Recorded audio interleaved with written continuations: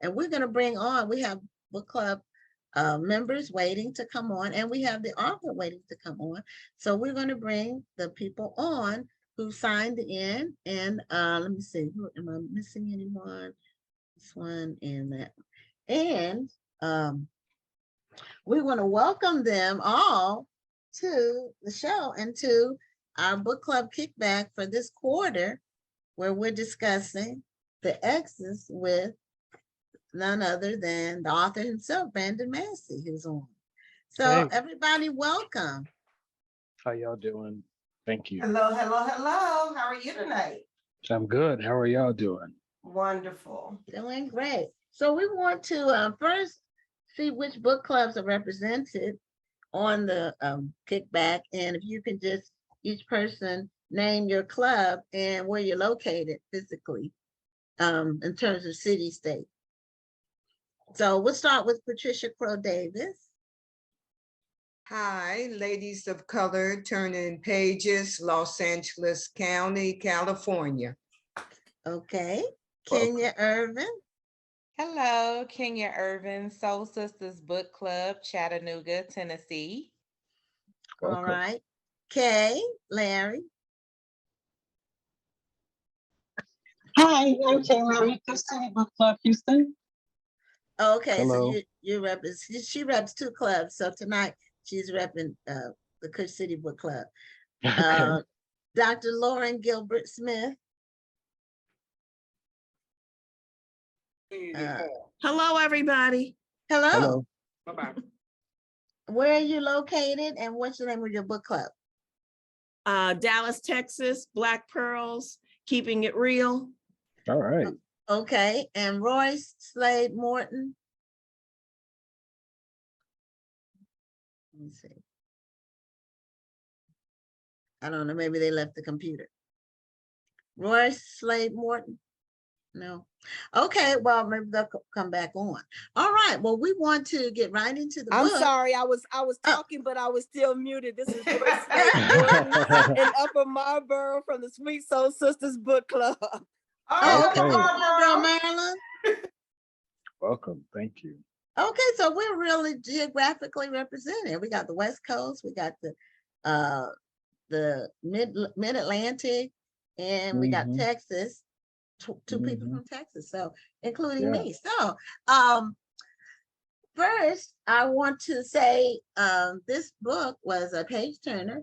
Our book club really liked it, and it's for those who haven't read it yet. If you want to read a book with a lot of drama and a very well-written villainous character, this is it. This is it. The book was real. I mean, it's a great discussion book. So any book clubs who want to read it for a discussion, it's a great discussion book. I think we talked about this book longer than, we spent more time talking about this book than we have some of our more recent reads that we had. Okay, good. So let's get the impressions of the other book clubs about what they thought about the book. Anybody can chime in whenever you're ready to chime in. So nobody's chiming in, so that means I need to name people. So, so I'll start with Patricia again. Well, I read just about all Brandon Massey's books. And as a group, we read just about all of them. If they don't read them, I read them. Now, this particular female character was crazy, crazy. But it happens so often. I mean, it's not unusual for people to hook up with folks and they're beautiful, but something off. Something's not clicking up there. So Naomi was, and the whole family was crazy. Yeah. Naomi was the leader of the crazies. Brandon described her as a sociopath. I'm not sure the difference between a psychopath and a sociopath, but Well, let's let sociopath Brandon seems tell us like what that is. What's the difference? I don't know. Yeah, Brandon, do you know? I mean, it's sociopath. Honestly, I've been more focused about writing about a sociopathic character. When I think of a psychopath, I usually think of some lone killer, serial killer type person. Um, I'm sure there's a more of a clinical definition, but for this particular character, she really fit that sociopathic um, model. And then, I know the book clubs want to chime in, but one of the things with this particular story, I've written stories about stalker, obsessive type people before, but what I really wanted to do with this one was really expand upon. So the opening quote says, when you marry someone, you marry their entire family. And that's really true. And that can be good or bad. And I wanted to really explore what that would mean if a character who, Austin is just a very easygoing, mellow, non-violent person. What would happen if he hooked up with somebody drawn in by her, her looks, the physical attraction he had to her? And he just gets sucked in, and then it turns out that not only is she off, but her family is off. Because think about it, these are the people that she comes from. So it's not like it just sprang up out of nowhere. I mean, these traits that she's got, they have some of that too. And it was just, I wanted to just explore what would that look like to just have a whole group of people that were united in this, this demented plan. And not necessarily that they were all 100% on board with it. Like the sister Charlotte, she had some reluctance, but they still did it. And that's the bottom line, is they still, even though they may have had some doubts about it, they still went along with Naomi because she was that strong personality that was really the driver behind, um, not just what they were doing with Austin, but really pretty much everything that was going on in their family unit. But I just wanted to just throw that out Yeah. Well, you Well, see so often where men are attracted, not all men, but they're attracted to the physical. And Yes. and they say, well, the physical will go away. What will happen after that? But I have two nephews that they looking for tens, dimes. Yeah. And I keep trying to tell them, you better start peeling back some of those layers. Yeah, exactly. Like an onion, because you're going to start crying. Yeah, exactly. Yeah. Yeah, a lot of times people who, I mean, and some of these are stereotypes, but a lot of times people who are, tens are considered to be 10, so they're surprisingly insecure people because they rely so much on their looks, and they have to be constantly reinforced, and they a lot of times they can be needy. It's just it's more than a notion. So and looks don't last. That's the other thing. So right, the person has to have beauty on the inside that comes out. Otherwise, you can really get tripped up on just that looks thing. So Kenya, you're next in terms of being beside Patricia on the screen. So what's your feedback about the book? What did you think about it? Okay, so actually, our club has not read this book, but we've read books by Mr. Massey before. So I was just excited for the opportunity to be on cool. this meeting and just to meet him and just to Thank kind you. of get an idea of where he gets his ideas from. Sure. And I wanted to hear feedback from some of the other book clubs about this book. We've our club has been on a hiatus because we've just been, it's been a lot going on. And so I think this is probably going to be one of our first books that we're going to read once we come back together. Okay. So that was my main goal for this one. Yeah. Well, thank you. Thank you very much. You're welcome. Yeah, we read, well, I don't know if our club has read. We've read a lot of your books. I know I've read most of your books personally, but our club has read quite a few of your books as well. Thank you. But one question I have is Naomi a real person? Or is she just like somebody you created completely, or she's kind of, let me say, you were inspired to write Naomi based on something? Let's I just was say gonna that- ask the same question. I was like, is this for real? Well, I will say, so I've been married 16 years, and my wife is nothing like Naomi, thank God. But when I was single, I did encounter, there's just one person in particular that I can think of who had some of those qualities, just very erratic. Just this somebody who would just like that, just change. And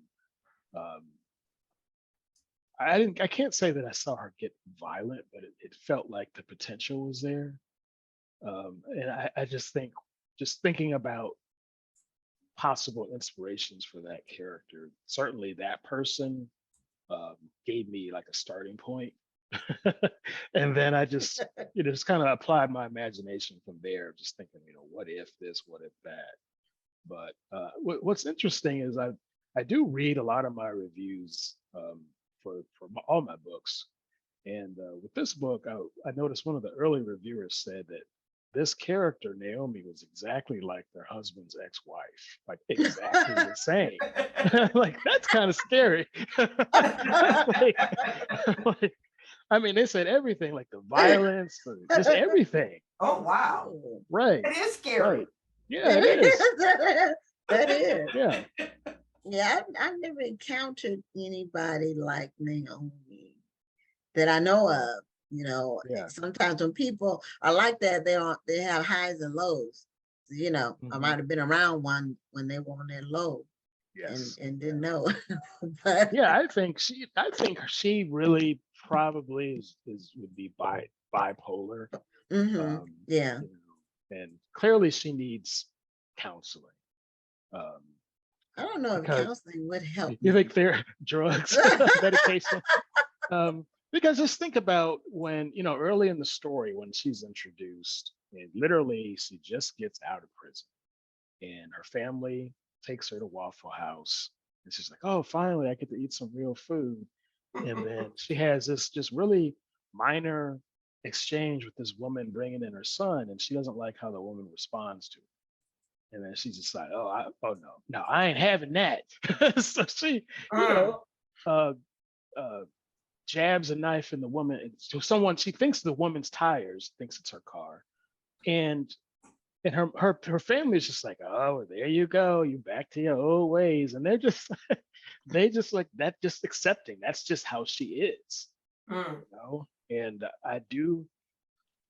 I've certainly been around people who would just do something like that.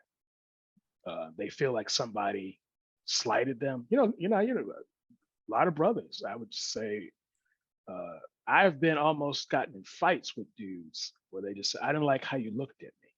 Like, it's just, I don't know you, but you just give somebody a look that they don't like. They're ready to fight. People have been shot over stuff like that. Yep. It's crazy. That is true. So That's true. that definitely has some basis in real behavior. Even though it's just crazy. Like me personally, I'm probably more like Austin, where I'm just, I have my limit, but I'm just going to be kind of tolerating a lot of stuff. Probably not. I don't think I tolerate somebody just slapping me, but she's just slapping the mess out of him, and he had his reasons for not responding in a violent way. His own personal traumatic experience really kept him from, being more physically aggressive toward her. But I do know men like that. They will just put up with all kinds of abuse, physical, emotional. And what was interesting with this story is, so often we hear about, women abusing or men abusing women, Mhm. which is obviously a lot more common. Right. But you do still see some men who get abused, and a lot of people, they don't take them seriously. They're just like, you could stop it if you wanted to. You just, they call the cops. Cops are laughing at them. So it's like, And this is why men don't report abuse. right, exactly. And some women who they know they can get away with it.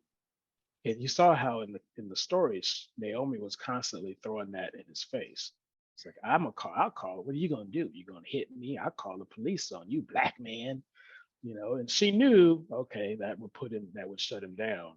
Mhm. So she was very manipulative in knowing how she could kind of keep him in line. And for a lot of the book, he just went along with it. So, Dr. Lauren, what are your thoughts about the book?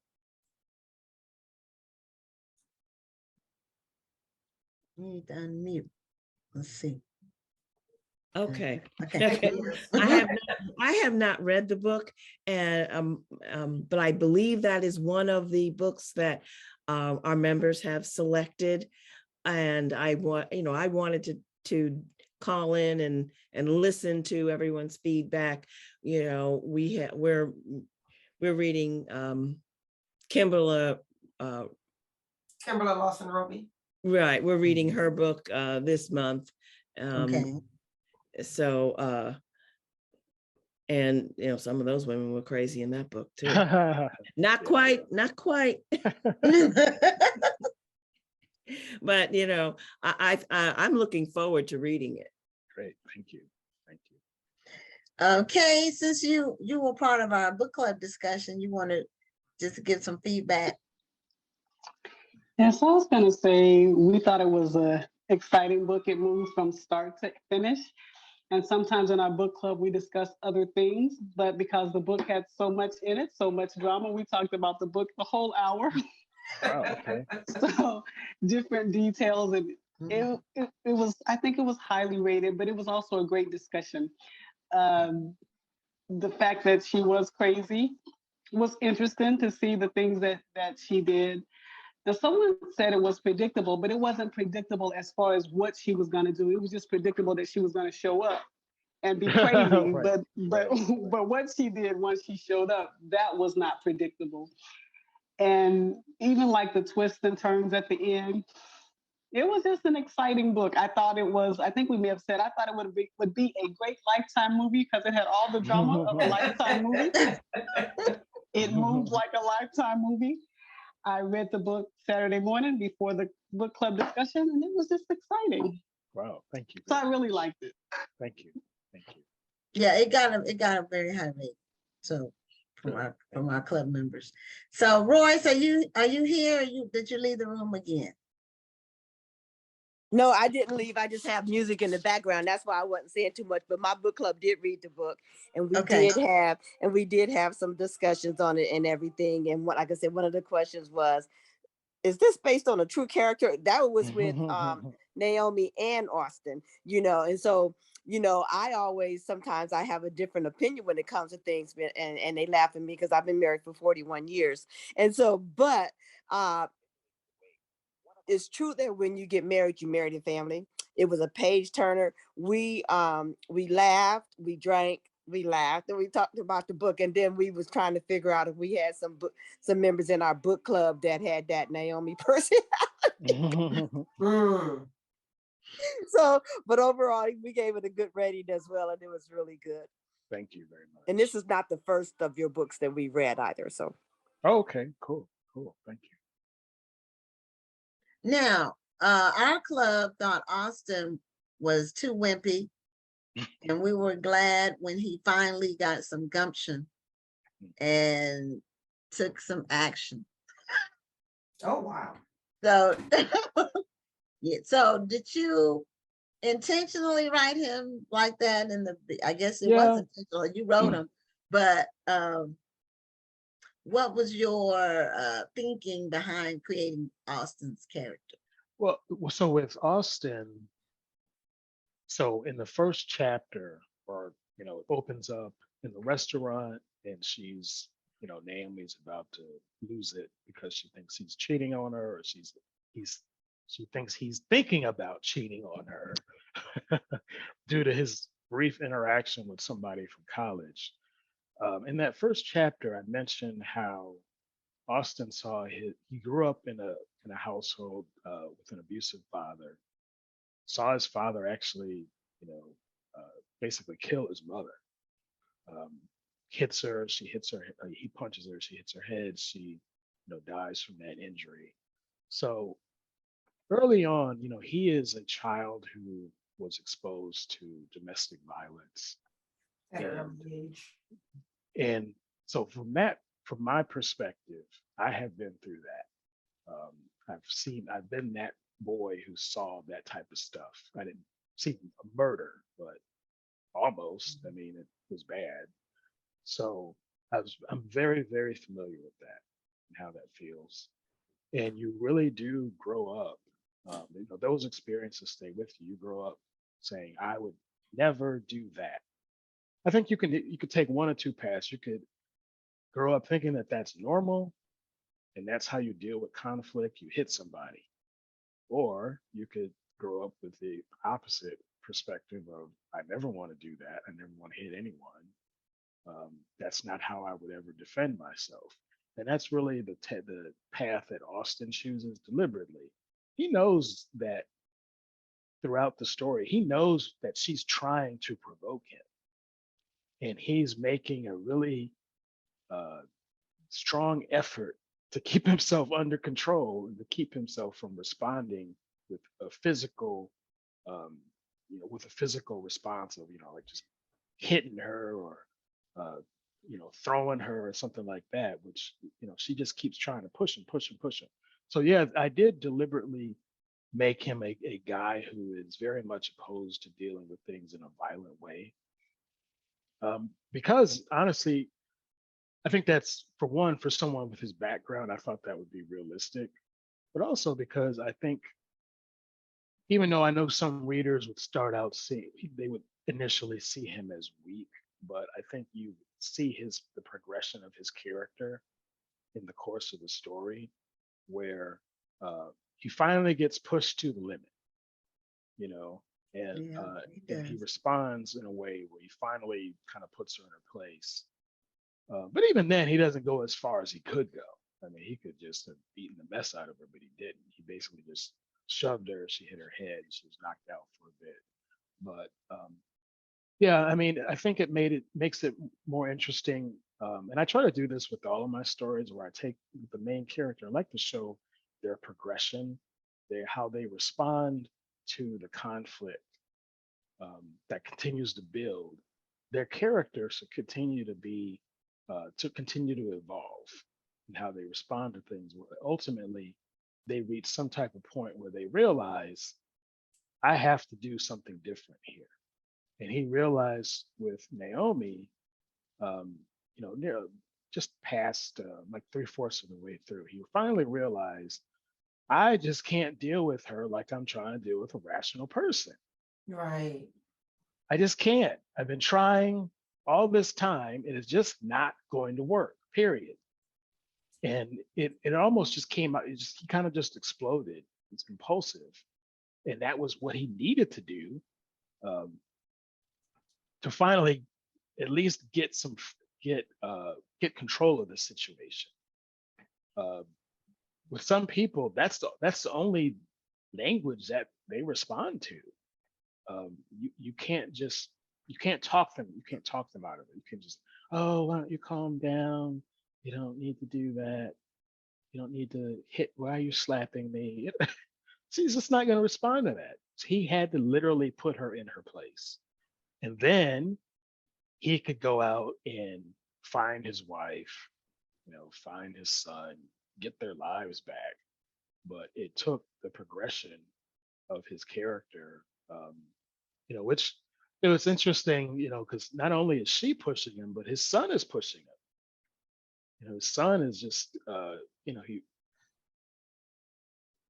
early on, his son clearly wants to be with his mother, and Austin is just like, you don't know her. You don't want. That's a bad idea.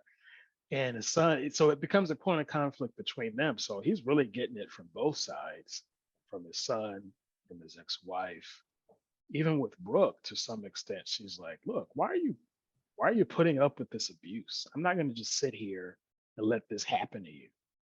I'm involved with this too. I'm calling, we're going to call the police. We're going to document this. We're going to file a report. We're going to get a restraining order. We're going to do all these things. And, she just says, I'm not waiting for you to give me permission. I'm just doing it. So, and he just goes along with it. But yeah, he's one of those slow to anger type people. Where, yeah, he could have just beat her down early on, Right. and that would have been the end of But it. then you wouldn't have had a story. Right. And also, I don't think you would, as a reader, would really have respected him if he did that. Right, I don't, you kind of No. built Right, to you're where right, yep. we were cheering for him and we actually cared about him. But if he had responded to her in that way at the very beginning, not so much that you wouldn't have had a story, but you would have villainized him right off Yeah. the bat. Mhm, mhm. Right. Yeah, Yeah. now so- the son was kind of typical of what happens in some divorce situations where the the child sees the favorable or fun parent to be the one Right. that's not there. Exactly. The one that's there day in and day out, and they're there for you and having to deal with discipline and structure and Right. keeping things organized. That's the parent that you think is holding you back, and you want to be with what you consider to be the fun parent, The fun. in which Yes. case is Naomi. And that that happens in in divorce situations. That's Yeah, it gets really messy. very common. Yeah, where she shows up with gifts. She gives him the iPhone, which obviously Austin did not want him to have. Right. She does all this stuff without even talking to him. Keeps it secret. Don't And tell tells him to keep it a secret. yeah, tells it to keep it Tells the secret. 12-year-old to keep it Yeah. a secret. Yeah, and His what's father. what's interesting is, I was doing some research about these types of situations where one of the parents has been incarcerated. And yeah, in that situation, you as the parent who's not incarcerated, yeah, you can get those rights, um, that custody of that child. But then once that person gets released, if they're free, they can now say, hey, I want custody too. I want joint custody, which in the situation in the story was obviously a terrible idea because she's not fit to be somebody's parent, but that's just not how it would have to play out in the courts, and it would just be really messy. And it just fascinated me how, that type of stuff actually goes on where somebody could be in prison for a decade, come out and just, oh, I want to see my son. And like, Right. you can't stop it, so Yeah, yeah. it's sort of and children, they have a fantasy sometimes about the absent parent, about how Yeah. great it would be if that person was there, but they're not there, which is Mhm. the whole real point. And they don't have to be incarcerated. They may just not be there. They may Right. be out of town or just not be involved, but that Yeah. can happen. Yeah, and In I've been through, not the incarceration part, but having a parent who wasn't around. And when you would see this person, they would say, "Oh, well, your mother she's lying." You know, they try to kind of turn you against the person who's taking Mhm. care of you. okay, I yeah, would, that you sometimes. know, you Mhm, see that sometimes. So, mhm. like with Naomi, she was aware that the son Kari did want to spend time with her, and so she felt he was a means. He was using him as a way to kind of manipulate Austin, to doing what ultimately she wanted both of them to come back to, their farm and live there again, which, clearly wasn't going to happen. But Yeah, she was trying to recreate the happy family that never existed. yeah, that never existed in the first place. Exactly. Right. Yeah. Well, she was very very well developed. All the characters were well developed. Well, the main ones, because sometimes you have major characters and then you have minor characters. But the major characters were very well developed, which really made the story move. Thank you. Do you have a Chime question? in, Patricia. Yes, the relationship between Naomi and her father, what made you develop that? Yeah, that was twisted. that was yeah, that was a twist. I was just I was just thinking what it was funny when I didn't have that idea initially when I came up with the story. But then I was thinking, like, what would be a really interesting twist to have about 3/4 of the way through that would just completely turn everything upside down. And that's what came to me. And so whenever I get an idea like that, my next thought is, well, how can I at least try to make it somewhat believable that would actually happen? And so we saw early on when Naomi was introduced and she went to see her father again, one of the things that one of the thoughts she had about him was that he was like the ultimate man, like the end all be all when it comes to men. It's like, oh, he used to look like a young Harry Belafonte, in his prime. So, and then there was also a history of incest in their family between, her father and her mother. They were cousins. So that type of thing was not necessarily foreign to them. So one of the things that I think the twist is so shocking to some people that they believe that it's not real. Like they think that Naomi was lying, and she just said that to Austin to screw with his head. And I thought, well, could she have done something like that? Was she lying? I think Austin would probably, after the main story is over, I actually could see them wanting to get a DNA, like a paternity test. Yeah, that was the conclusion we reached at the Yeah. meeting. I think just for his own peace of mind. Mhm. I think for his own peace of mind, he would want to do that because he would think, okay, maybe it's true, but what if she's lying? Because that's just what she did. She just lied about so many things to try to manipulate me. So what if she did that just to try to hurt me, just to try to get some type of revenge on me? So I do think that he would actually take that next step and get a paternity test. So I mean, the way I wrote it, I intended it to be at least viewed that it probably could be true, but I didn't put in an epilogue that said, oh, okay, when it was all done, they went and got a paternity test and this is what it said. I didn't do that, but I kind of wanted to leave that a little bit open. But I do think clearly there was an inappropriate relationship between Naomi and her father. You just saw how she would interact with him, sitting on his lap, running her hands through his hair, what he had left of his hair, kissing him on the lips. Just like, that's just not, no. There's something not right there. There's something not right.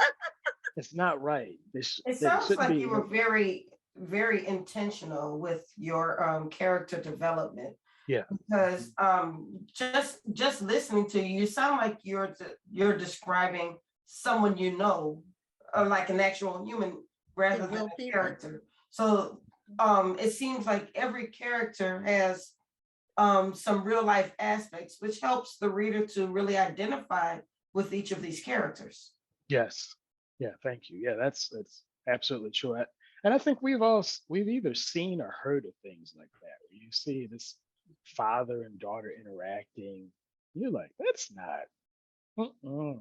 You're just thinking, yeah, Mhm. that's not right. So I think we've all kind of seen that type of situation, and it just kind of lodged in our head as inappropriate. So that's really what I was kind of working with their relationship. Just it's kind of building the case of, well, she said that this happened. She says that that's if her father is Kari's father. Is it true? We've seen enough where we think, well, it could be true.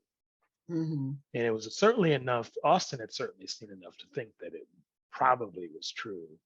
But I do think ultimately he would say, I need to find out for sure.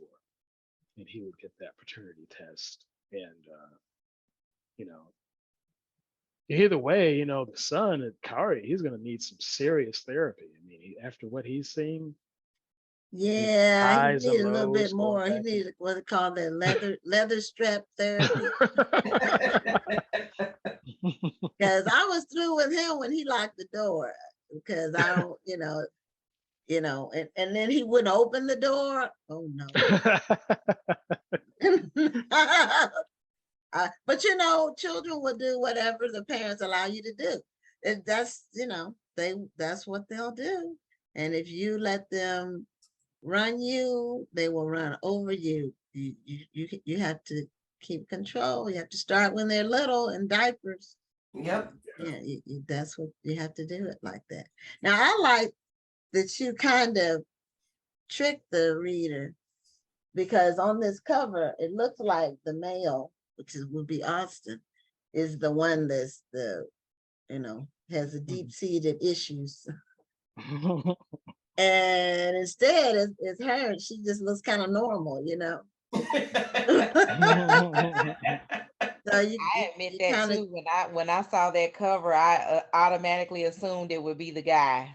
yeah, it made Yeah, you, it made you because think he's that. dark. He's dark. All the aura around him is darkness. Brandon said, y'all not gonna keep stereotyping the men. Yeah, see, he didn't do anything wrong. He was just pissed off at that point. That's when he got mad. It's like, I Yeah, gotta do something he about this. finally got some gumption, but it took him a while. It took him, Now when and I don't want to give away the whole plot of the book, so I have to say this, let's see, in code kind of. But when they the whole thing about inviting them over for dinner, that whole thing was so, it was very well written, but it was predictable. And I'm like, how could they not see this coming? But they're characters, they're not real people. Yeah, I think for Austin, he thought, well, if Naomi isn't here, maybe they'll act kind of normal. You know what I mean? You know what I'm saying? Like, because she's really was really the one driving a lot of this Or so outrageous he thought. behavior. Yeah, so he thought, okay, so there was a few things going on there. So he thought, okay, if she's not here, maybe I can have a normal interaction with him. But also, prior to him and letting them come over for dinner, he had this really emotional discussion with Kari, where Kari was just basically broke down crying, saying, I just want to spend time with my family. Yeah. So Austin thought, if I allow him to spend time with his grandparents and his aunt, I can kind of be the hero in the eyes of my son and show him that I'm willing to compromise a little bit and give him what he wants. And so that was really the main reason why he went along with it, is he was trying to appease his son, because he has kept his son from his grandparents and his aunt. And I think he had some mixed feelings about that. He didn't, he just wanted to kind of shut off that part of his life, but ultimately he had kept his son from the boy's grandparents. So when Edward showed up and basically was saying, "Oh, we just want to have dinner, before we go." Mm. It's like, Yeah, well, okay.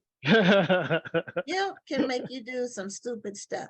Yeah, So yeah. that's Good what, intentions, but yeah, yeah, it was a bad This idea. is yeah. why I don't miss my 20s. I love being in my 40s. Yeah. Yeah, the 20s, that's a decade of adventure, but it's also the decade of stupid Yep. decisions. True, true. Yep. And you just, by the grace of God, they didn't like take you under or really just get you in Amen. really horrible situation. But Amen. you don't know what you don't know. That's the problem. Mhm. But that whole setup was very well written, even though it was I was yelling at them. No, don't, I was yelling at them.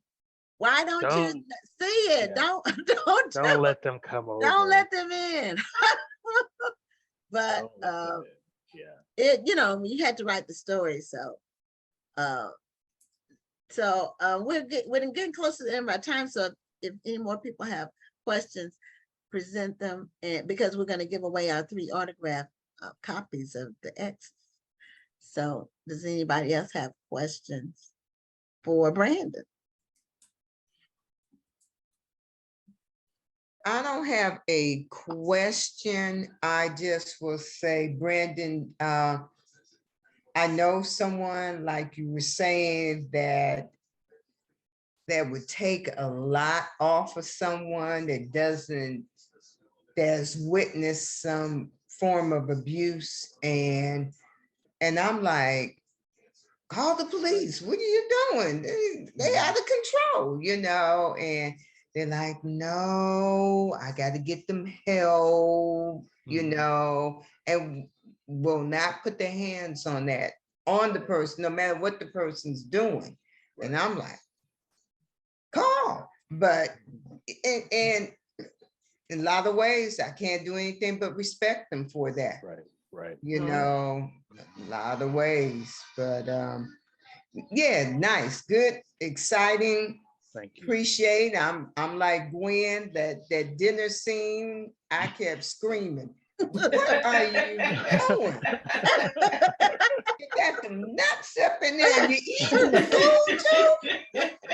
It would have been like, I would have brought my own food. No, They I wouldn't have would've been brought at my out the house. baggie. They would not have been at my house, period. No, We have would've to had correspond some other way. We have to do a Zoom Yeah, call. Y'all got me itching to read. No. Need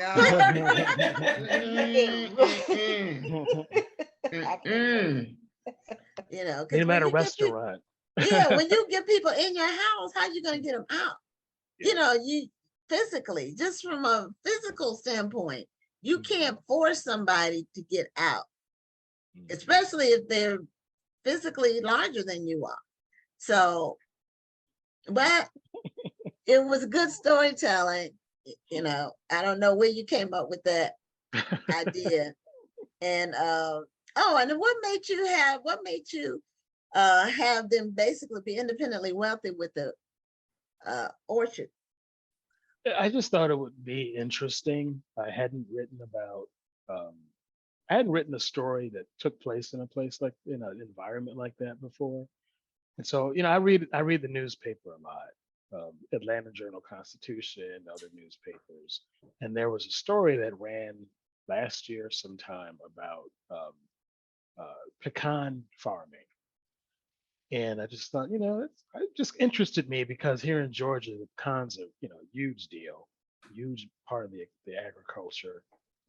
agricultural economy. So I thought, wouldn't it be interesting if you had an African American family that owned a huge orchard, and that was just kind of enabled them to do the things that they did. One of the things that when I first started the story, one of the images that I had was gigantic RV that this family would just travel around in.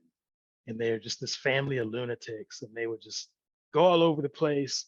And because they had the house on wheels, you could never, you couldn't get rid of them. You could say, get out of here. And they would just drive off, and then they come back, you know. So it was just, I just wanted to play with that whole idea. And it just kind of all that just came together.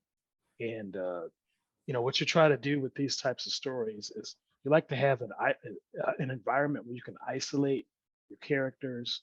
And so with them having this orchard with 1,800 or so acres, they could pretty much do whatever they wanted to do. They could have people prisoner at one of these properties. They could just do whatever they wanted. So that was kind of where it all came from. It's just wanting to do something a little different, colorful, and just try to mix things up, compared to, this is my 15th novel. So at this point, I'm trying to just I got to do something different. I can't do the same type of thing over and over again. Right. People get bored with that. So just trying to think of ways to throw in interesting twists and ideas to keep readers, And it keeps you fresh. Yes, absolutely. Absolutely. But that's where it came from. Well, this one definitely had a very memorable storyline.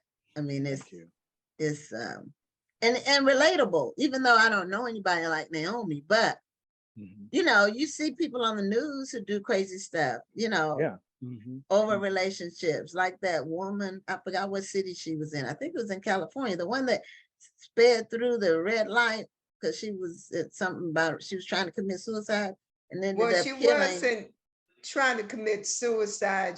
They just had her on, and she's trying to get her bail changed because it's $9 million. Wow. And she killed 6 people though. Yeah, they said, and she's a nurse, a traveling nurse. They just took a license, but they said that now they're saying she's bipolar, and she had an episode where she went unconscious because she went 130 miles per hour through this. Well, it looked like it in the video.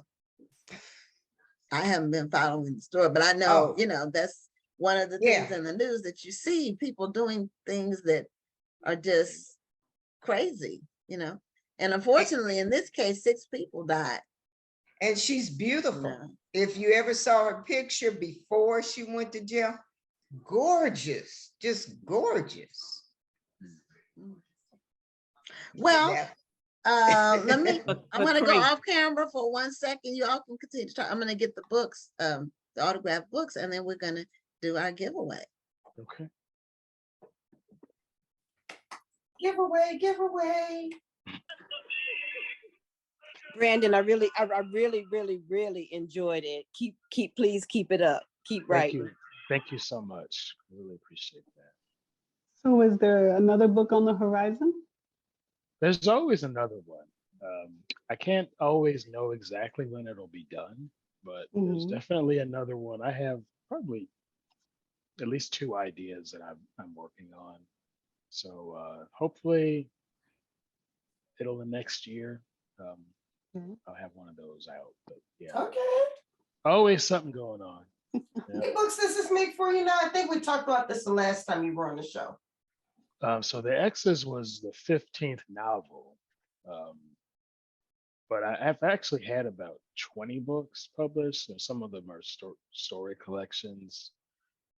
Anthologies. Right. Yes. Yeah. But yeah, this is novel number 15. Yeah. Well, congratulations. Thank you. Yeah, okay. So we have 3 copies of the X-Files, and he put them in like plastic. Yeah. And we're giving away Alright. 3 of them, 1, 2, 3. And they're autographed. And so to get a copy of the book, you'll have to answer the first one to answer these trivia questions. We're going to do the questions one at a time and then get the answer. If you're on the Zoom, you can do it in the chat on the Zoom. If you're watching live, you can do it on in the comments on the Facebook Live. Okay, here's the first question. And I have 5 questions. I didn't decide on which 3. Okay. What was Naomi's nickname that her family used? for her. They gave her a nickname. And okay, and it has to be exact. So Okay, Patricia so answered, but it's not the exact name. No. okay. Okay, she fixed it. Okay, so and did anybody do it on the live? No. No. Okay, so Patricia, you get a copy of the Exes autograph. It was the answer was Peach. They Okay, referred to yeah. her as Peach a few Okay, times. yeah, in the Shayna story. came in, but she said Peaches. So Oh it was just yeah, Peach. yeah. It's Yeah. not Peaches, it's Peach. So, Peach.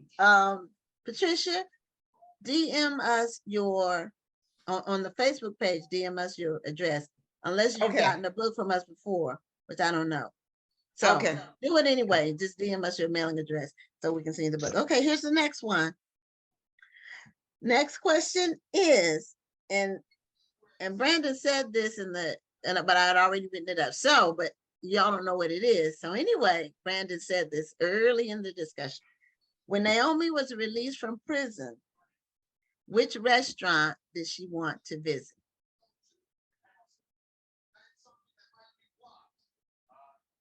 Okay, All right. Kay said the Waffle House, and she was the first one that I saw. I don't know if anybody online. I don't see You didn't even anyone. give me a chance to finish typing the question.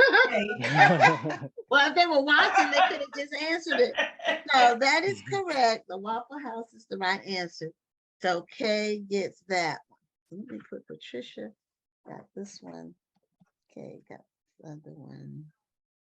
Okay. Okay, here's the final question. So there's one more chance to win the book.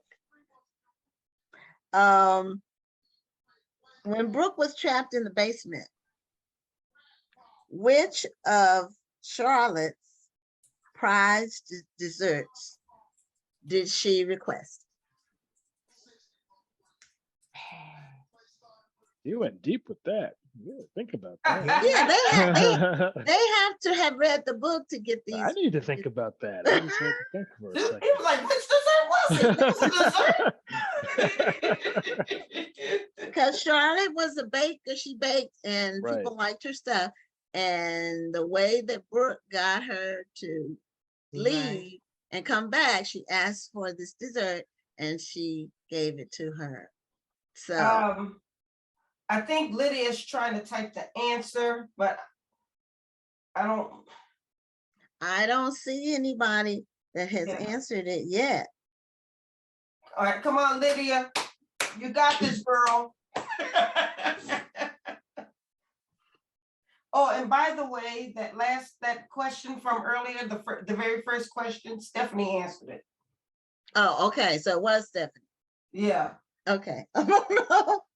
Okay. Well, we're gonna stop it one way or another.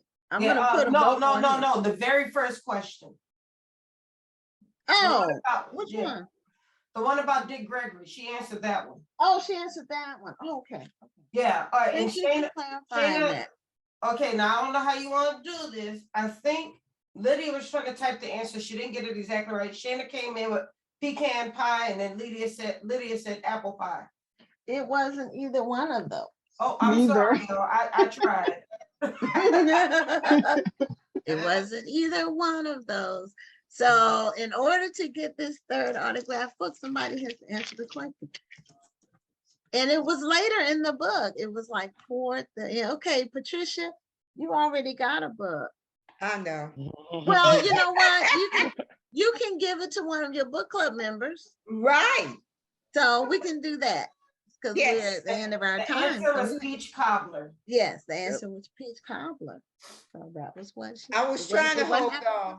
But yeah, you can give it to one of your book clubs. So when you will. The DM, make sure that you say 2 copies because by tomorrow I might not remember any of this. So you want me to DM you or to email you? No, direct message me on the Facebook page, the Okay, Book I will. Festival's Facebook page. Okay, so we've given away the 3 copies. And we're at the end of our night for our book club kickback. And so Brandon, let's give Brandon a hand for writing an amazing story that captivated the readers. Thank And you so much. I hope the book's doing well. It is. Thank Okay, you. good. It's a great word of mouth book. I mean, it's Yes. the kind of book that you say, girl, you got to read this because Yeah. people were nuts. They were nuts. Yeah. So, I've been seeing that. Yeah. Yeah. Thank so you. thank you to all the book clubs for participating in this kickback. We do these once a quarter. And so we really appreciate your participation and, reading the books. What we do with these is one, we want to help authors sell books. And Yeah. that's what it's all about when people take the Yes. time to write their books. And so we do it for that reason. And then we want to expose the book and the contents and encourage other people who are watching to get the books too. So, and we just want to support our African-American authors. And the book club kickbacks are always with well-established authors. So they're always with authors who have multiple books. So we appreciate you all for participating and taking the time, and we love all the book clubs and all the authors. And just thank you for being part of Black Authors Matter TV. Thank you so much, y'all. Thank you, everybody. Thank you. Have a good evening. Bye-bye. Take care. Bye. Good Hopefully night. talk to you soon. Bye-bye. Okay, Thank good you. night. Bye.